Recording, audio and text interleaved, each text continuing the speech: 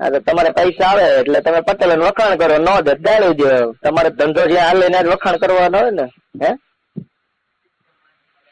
એટલે આ બધું તમે છોડી દો યાર. થોડી તમે દો અને ગમે ના ઘાટમાં કામે બે જાવ. હું તમારી ભલામણ સુરત કહી દઉં છું. અત્યારે કારખાને કારીગર મળતા નથી. ઘાટમાં બેસી પણ કામ મફતનું જ ખાવાનું છે, નકરી મહેનત કરવી જ નથી. મારા બજારા ઘંટિયા વળ લઈ જાય, ત્રણ ચાર પૈસા આવે સાંજે 500 રૂપિયા.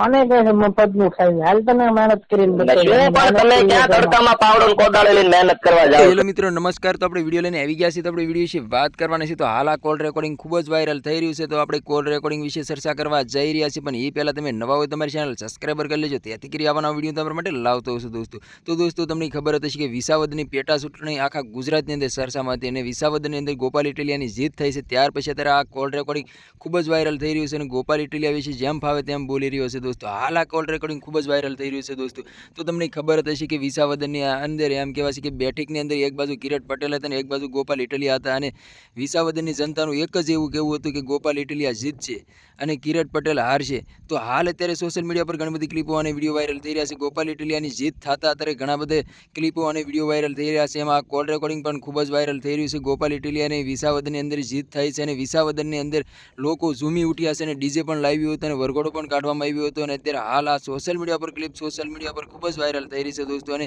એક બાપુની પણ ક્લિપ સોશિયલ મીડિયા પર ખૂબ જ વાયરલ થઈ રહી છે. બાપુનું એવું કહેવું હતું કે વિસાવદરની અંદર ગોપાલ ઇટલિયા 10,000 વોટથી હારશે અને કિરીટ પટેલની જીત થશે અને જો ગોપાલ ઇટલિયા જીતે તો મારી દાઢી અને જટા ઉતારી નાખો. હાલ અત્યારે સોશિયલ મીડિયા પર નવી ક્લિપો અને વિડીયો વાયરલ થઈ રહ્યા છે દોસ્તો.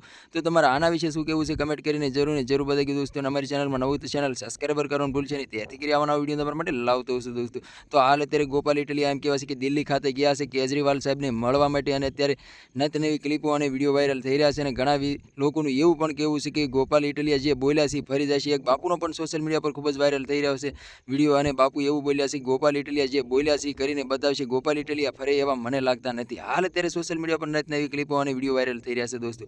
તો તમારે આના વિશે શું કહેવું કમેન્ટ કરીને જરૂર બતાવ્યું દોસ્તો. તો આજનો વિડીયો ગમે લાઈક શેર જરૂર કરી ફરી વાર બીજા વિડીયો મળી. તબ તક કે લીએ જય હિન્દ જય ભારત. મળી એકવાર બીજા વિડીયોમાં. તબ તક કે લીએ બાય બાય.